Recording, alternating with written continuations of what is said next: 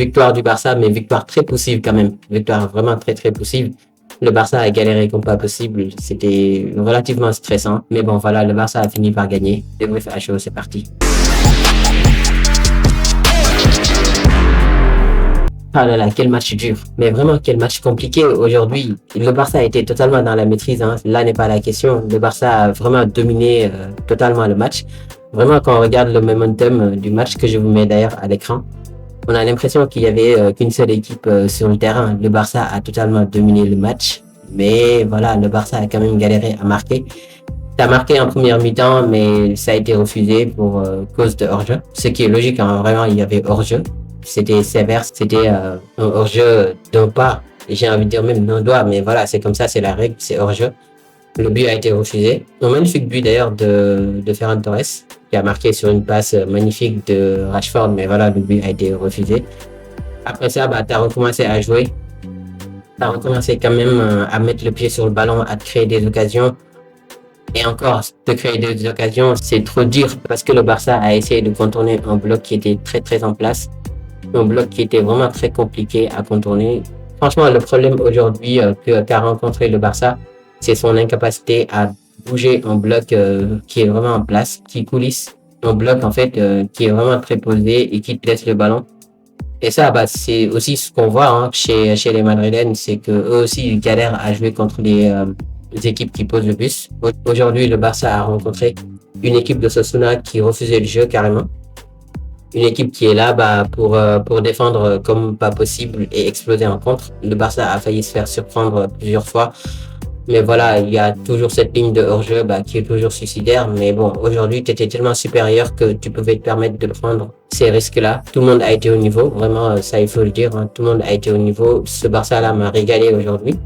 Mais voilà, il y a toujours en fait ce problème-là que tu rencontres de faire bouger un bloc qui est en place. Parce qu'aujourd'hui, les mecs, ils défendaient à 9.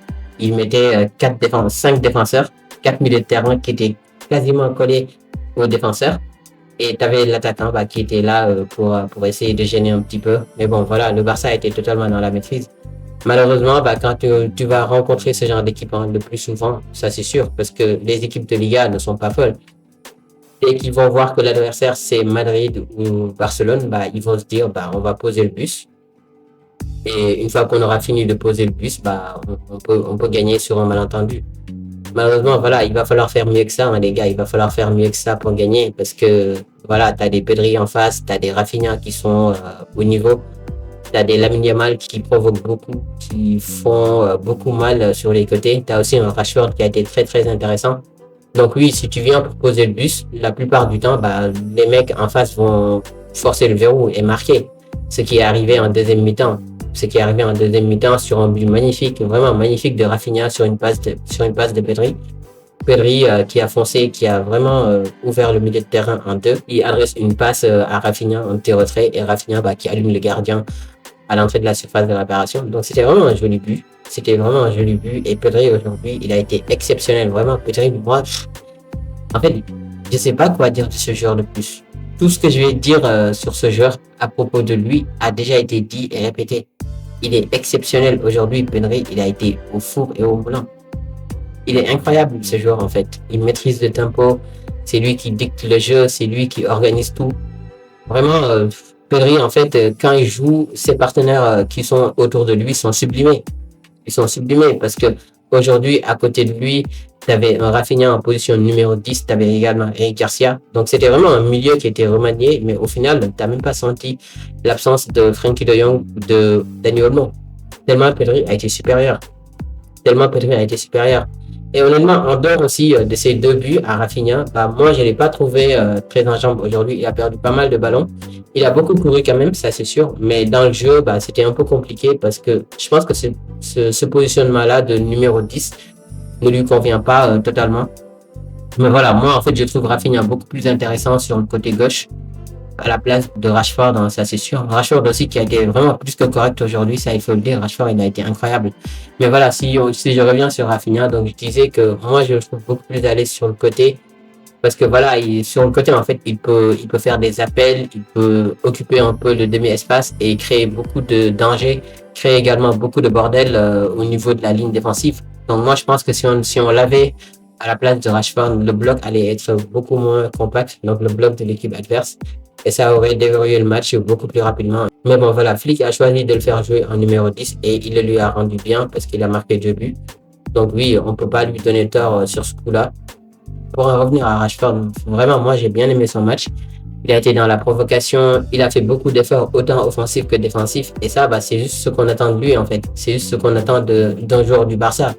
Et s'il veut garder sa place, s'il veut rester à l'issue de son prêt, il est censé avoir ce niveau-là, en fait. Le Barça ne peut pas se permettre d'avoir des joueurs qui sont là à trottiner sur le terrain ou à ne pas faire les efforts comme tout le monde.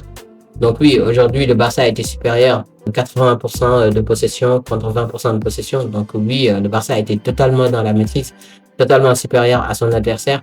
Et moi, je demande que ça. Hein. Moi, je demande que ça, que le Barça joue bien. Et même si en face, c'est bien regroupé, si tu n'arrives pas à marquer, au moins tu auras joué et tu auras procuré du plaisir aux supporters. Vraiment, aujourd'hui, le Barça m'a régalé avec pas mal d'occasions, pas mal de jeux en triangle, pas mal de provocations. Lamine Yamal aussi, qui est vraiment revenu à son niveau. Hein. Vraiment, aujourd'hui, il a été incroyable dans les provocations, dans les dribbles. Mais bon, il commence quand même à être à court de technique. Parce qu'aujourd'hui, il suffit que l'équipe adverse mette 2 mecs sur lui et Lamine Yamal se retrouve bloqué. Et ça, bah, il faut qu'il se renouvelle, il faut qu'il trouve d'autres moyens de passer. Mais bon, voilà, aujourd'hui, vraiment, il a été correct. Il a été très, très solide. En dehors de ça, tu as aussi Koundé qui lui a offert beaucoup de solutions, beaucoup de percussions. Et il est devenu aussi très, très solide. Koundé, moi, j'ai bien aimé son match. À lui et à Gérard Martin aussi. Donc, vraiment, tout le monde a été au niveau aujourd'hui. Et tu gagnes ce match haut la main, ça c'est sûr. Parce que tu t'es créé beaucoup d'occasions, tu n'as rien laissé à l'adversaire. Et ça, bah, c'est tout ce qu'on demande. Le Barça a 7 points d'avance sur le Real Madrid, ce qui est une bonne chose. Eux, ils vont jouer demain contre Alaves. Ils vont galérer, ça c'est sûr. Parce qu'Alaves aussi, c'est une équipe qui peut poser de but s'ils le souhaitent. Et avec leurs problèmes extra-sportifs, on n'est pas à l'abri qu'ils refassent un autre faux pas. Et dans ce cas-là, bah, le Barça va reconforter sa place de Liga avec 7 points d'avance. Et ça, c'est une très bonne chose. Donc oui, moi, je suis content aujourd'hui du résultat. Moi, je suis content du match, du contenu. Et ça, c'est juste ce qu'on demande au Barça. Voilà le débrief, les amis. Dites-moi un peu ce que vous avez pensé du match du Barça. Donnez-moi aussi vos avis sur le contenu global de ce débrief, mais également du match. Et laissez un pouce bleu, partagez la vidéo et vive le football et vive le Barça.